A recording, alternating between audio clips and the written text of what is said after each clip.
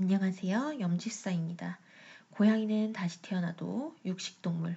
오늘은 고양이의 생리학적 특징에 대해서 이야기해 볼까 해요.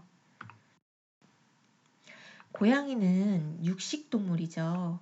이 육식동물이라는 건 결국엔 고기를 먹고 사는 동물이란 뜻인데요. 고양이가 자연에서 주로 먹었던 고기들의 영양소 구성 성분을 살펴보면 단백질이 60% 이상으로 과반수를 차지하고 있다는 걸 알 수 있어요. 우리 집사님들 중에서는 단백질 함량이 40%만 넘어도 걱정하는 분들이 계시죠. 40%만 넘어도 이거 너무 고단백 아니야? 라고 걱정을 하시는데 사실 우리의 고양이들은 단백질을 아주 많이 풍족하게 먹고 사는 육식동물입니다. 그리고 이 육식이라는 고기라는 음식은 단백질이 60% 이상으로 과반수인 음식이고요.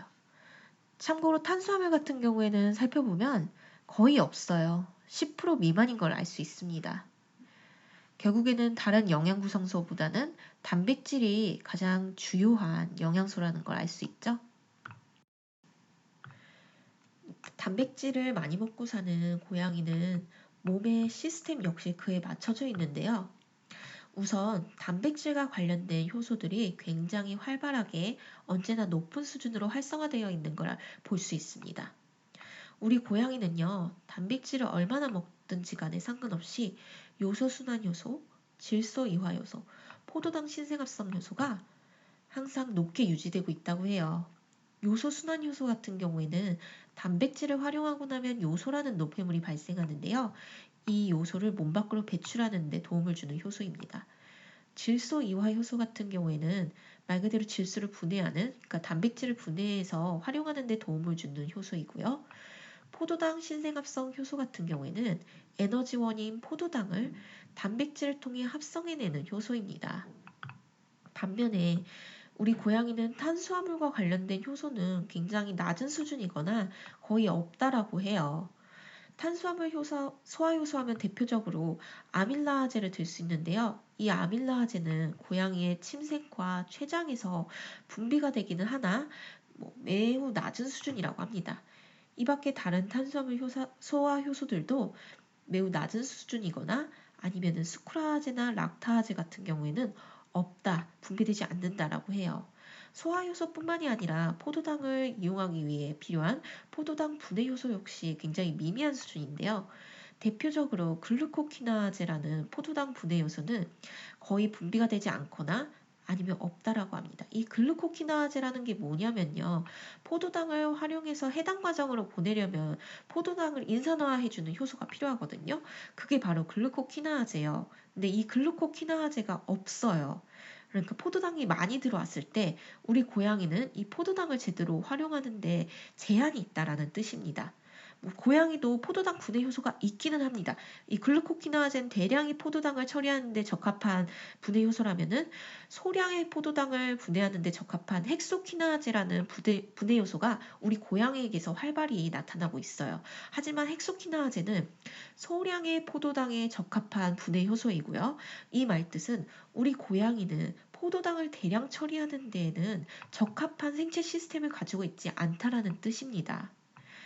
그래서 이렇게 전반적으로 봤을 때는 우리 고양이는 역시나 단백질 위주의 고기를 먹고 사는 육식동물이다라는 걸 알 수 있습니다.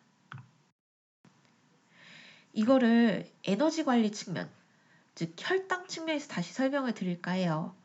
혈당이라는 거는 혈액 속에 함유된 포도당을 의미합니다.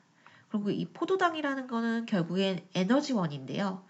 고양이 같은 경우에는 이 포도당, 에너지원, 혈당을 관리하기 위해서 앞에 살펴본 것처럼 탄수화물 관련된 효소보다는 단백질 관련된 효소를 통해서 활발하게 이제는 혈당 조절을 하고 있다라고 해요. 참고로 말씀드리면은 탄수화물 소화 흡수율 같은 경우에는 40%에서부터 100%로 다양하긴 한데요.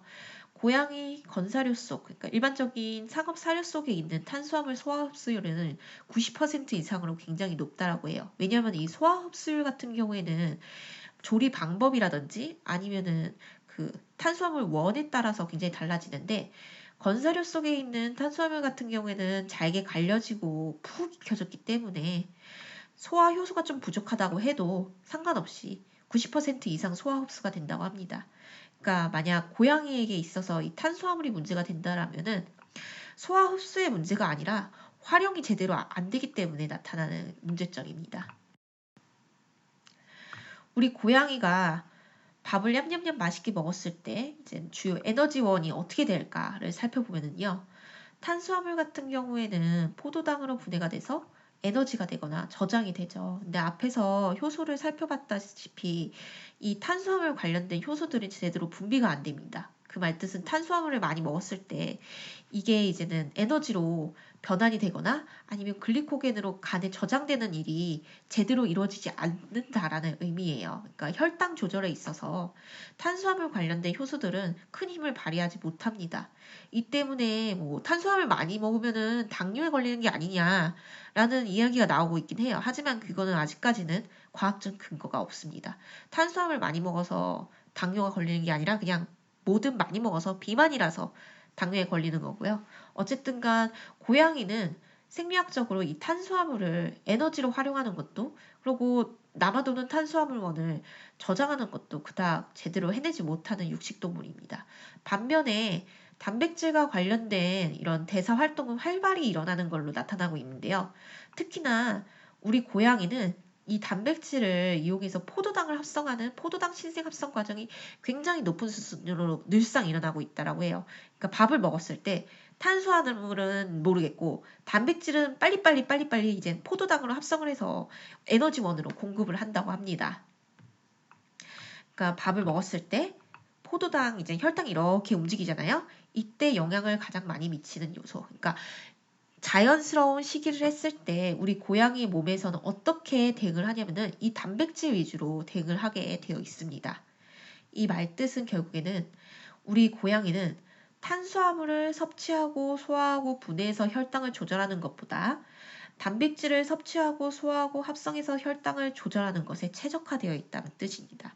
그러니까 우리 고양이의 몸은 어떻게 예상을 하냐면은 고양이가 밥을 먹었을 때 포도당 혈당을 조절해야 되는데 이 조절하는 데 있어서 탄수화물보다는 단백질에 집중하면 된다라고 맞춰져 있다는 겁니다. 근데 현실적으로는 사실 그렇지 않죠. 우리가 고양이에게 주는 건사료 속에는 굉장히 높은 함량의 탄수화물이 들어있으니까요. 어쨌든 간 고양이는 에너지 관리를 탄수화물을 뭐 분해하고 쪼개고 뭐 이런 포도당 분해보다는 단백질을 통해서 포도당을 합성함으로써 관리를 하고 있다고 합니다. 이게 바로 우리 고양이가 살기 위해 단백질이 많이 필요하고 단백질 섭취량이 훨씬 많아야 하는 이유이자 엄격하고 의무적인 육식동물이라는 분류의 의미입니다. 결국 고양이는요. 단백질을 주로 먹고 살게끔 생체 구조가 생체 시스템이 맞춰져 있어요. 우리 고양이는요. 탄수화물을 많이 먹는 것에 익숙하지 않은 생명체입니다. 진화가 그렇게 되지 않았어요. 그리고 이 진화라는 건요. 뭐 몇십 년, 몇백 년 만에 나타난 게 아니에요. 수십만 년, 수천 년, 수억 년 동안 나타나는 게 진화이고요. 우리 고양이는 육식동물이고 그냥 육식동물도 아니에요. 엄격하고 의무적인 육식동물로 이미 사전적으로 분류가 되어 있습니다. 그렇기 때문에 뭐 단백질을 얼마나 먹어야 되냐 이거 가지고 건강한 고양이 대상으로 논란을 할 필요는 없다라고 생각을 해요. 그보다는 단백질의 품질을 논의를 해야 되겠죠. 왜냐면은 우리 고양이는 어차피 엄격하고 의무적인 육식동물이고 에너지 관리도 단백질로 하고 그냥 혈당 모든 것들이 효소도 모든 것들이 단백질에 맞춰져 있는데 단백질의 양은 문제가 아니죠. 단백질을 이미 많이 먹고 살아야 돼요. 이 친구들은. 그것보다는 단백질의 품질. 이 단백질을 우리 고양이가 소화시키기 얼마나 적합하냐. 이 단백질 내에 아미노산 구성이 어떻게 되어 있느냐. 이런 걸 좀 따져야 되겠죠. 그래서 오늘의 결론은 우리 고양이는 단백질 위주의 높은 고단백 식이를 하는 엄격하고 의무적인 육식동물이다. 라는 겁니다. 오늘은 여기까지 할게요. 다음에 또 만나요.